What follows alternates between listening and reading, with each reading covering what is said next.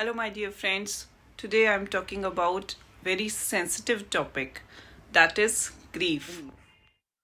दोस्तों, ऐसा होता है कि लोगों को लगता है कि इस चीज के लिए बात क्यों करनी, क्या जरूरत है बात करने की। लेकिन this is also a most important topic in anyone's life.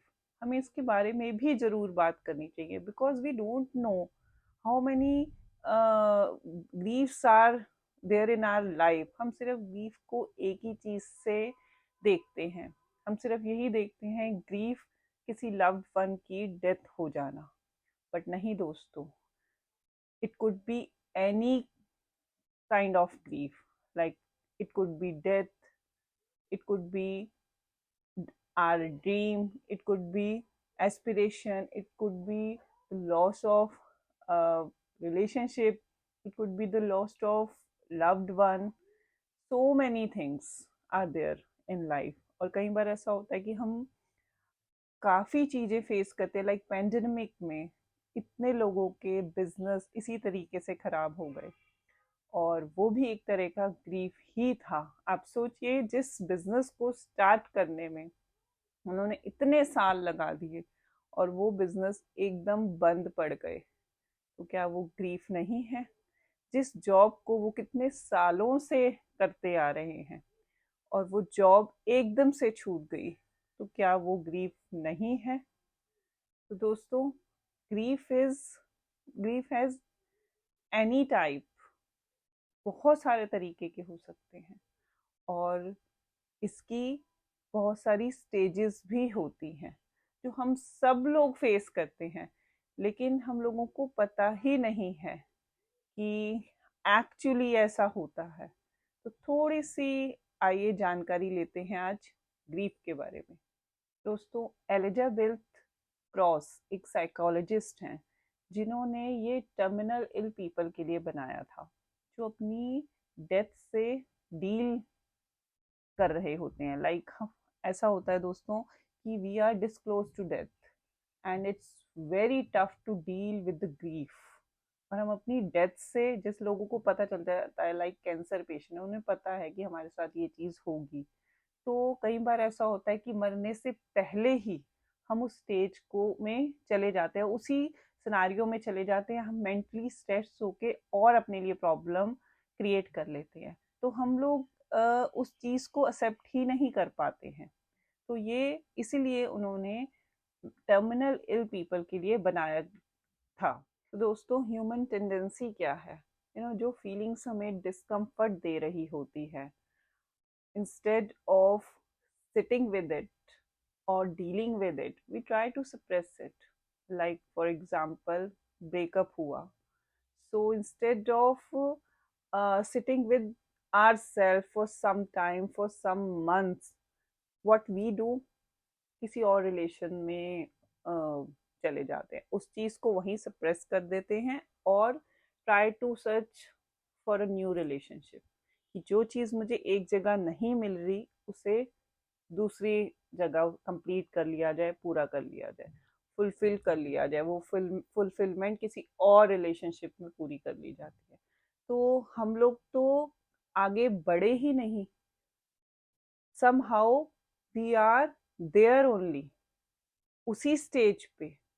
So ultimately friends, that grief is still lingering inside you because you didn't solve it. आप अभी भी उसे कैरी कर रहे हो अपने साथ।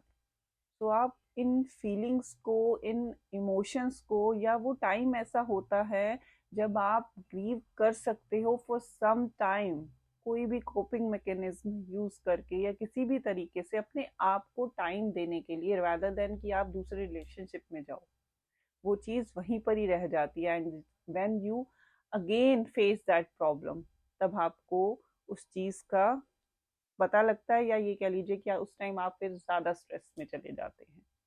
तो एक्सेप्ट करना सबसे ज़रूरी है, सबसे ज़्यादा ज़रूरी है ग्रीफ में। जब तक हम एक्सेप्ट नहीं करते चीज़ों को, तब तक हम वहीं बीच में ऐसे लटके रहते हैं।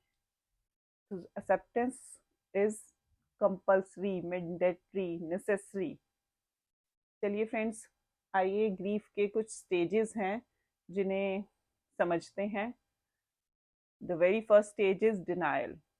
4-5 स्टेजेस हैं, ऐसा नहीं है कि बीच में आप इधर उधर कर नहीं सकते, ऐसा होता नहीं। कई बार कई लोगों के साथ डिनायल से लेकर एक्सेप्टेंस तक की चीज एक ही दिन में हो जाती है या 2 दिन में हो जाती है, और कई बार इस चीज को पूरा होने में ईयर्स लग जाते हैं। मैंने पहले भी कहा ईयर्स लग जाते हैं।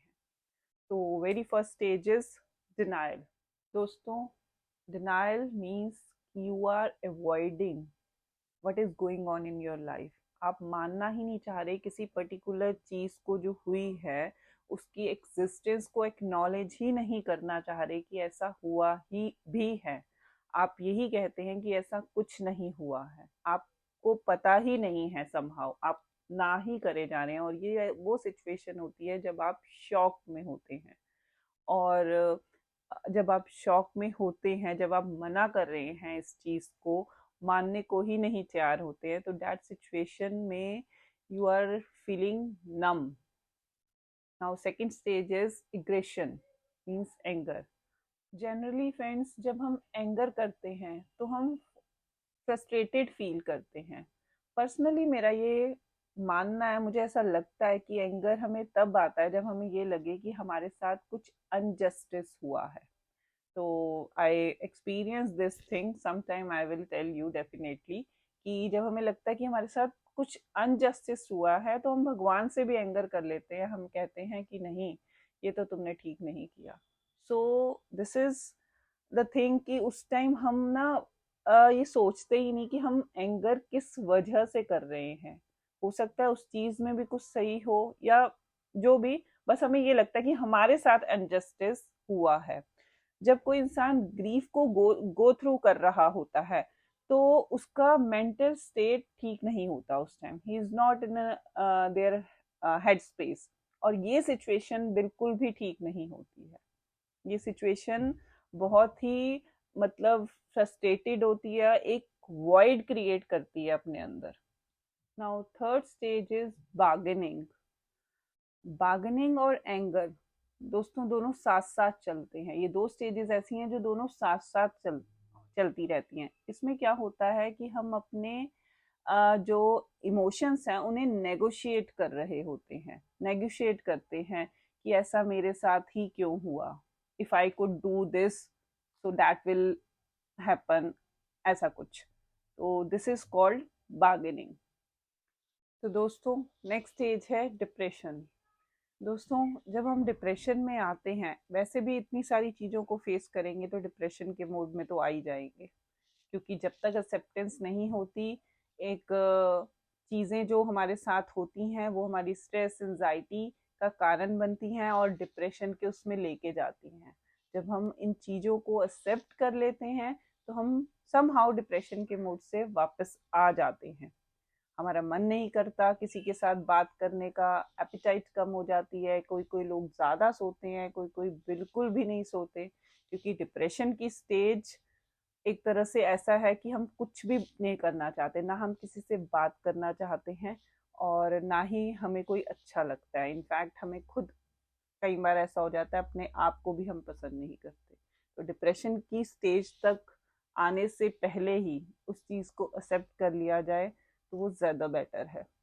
दोस्तों, लास्ट स्टेज है acceptance, which is very necessary, क्योंकि जब तक आप किसी भी लॉस को आप अगर फेस कर रहे हैं, एक्सेप्टेंस पे नहीं आएंगे, उसको मानेंगे नहीं कि ये चीज़ हमारे साथ हुई है, चाहे वो लॉस किसी भी चीज़ का हो, रिलेशनशिप का, ड्रीम्स का, आपके एस्पिरेशन का, या किसी लव्ड वन की डेथ का, आपको उस ग्रीविंग की स्टेज से बाहर आना पड़ेगा, उस चीज़ को एक्सेप्ट करना पड़ेगा। अदरवाइज आप अपनी ही आप को स्पॉइल करते चले जाएंगे, क्योंकि जब when we are in grieving, हम अपना जो प्रेजेंट है वो तो खराब कर रहे होते हैं, पास्ट, एंड देन हम अपना फ्यूचर भी उसके साथ जोड़ लेते हैं। अपने जो हमारे साथ चीज़ हुई है उसके साथ हम अपना फ्यूचर भी बना लेते हैं, तो हमें लगता है हमारा फ्यूचर भी सिक्योर नहीं है वहाँ उसके साथ। लाइक किसी रिलेशनशिप में हैं अगर आप, और वहाँ आपको एक तरह से कोई धोखा मिला है, कोई बिट्रे हुआ है आपके साथ, और आपने उसके साथ अपना फ्यूचर बना लिया समहाउ कि लाइक 1 साल बाद मेरी शादी होने वाली है एंड वो चीज़ नहीं हुई, तो आपको ऐसा लगता है कि आपके साथ अब आगे ये होगा ही नहीं, आप किसी और पे ट्रस्ट नहीं कर पाते। तो बहुत ज़रूरी है अपने प्रेजेंट को सिक्योर करना और एक एक्सेप्टेंस के मोड पे आना और इन चीज़ों से बचें। तो दोस्तों, इन बहुत सारी चीज़ों की जानकारी होने के साथ साथ इन चीज़ों की भी नॉलेज समझ हमें होनी चाहिए। तो I hope you would like this video, so please share this video, ज़्यादा से ज़्यादा शेयर करें ताकि बहुत लोगों के पास जा सके ये वीडियो और समझ सकें कि ग्रीफ एक्चुअली क्या होता है। So bye bye friends, we'll see you soon.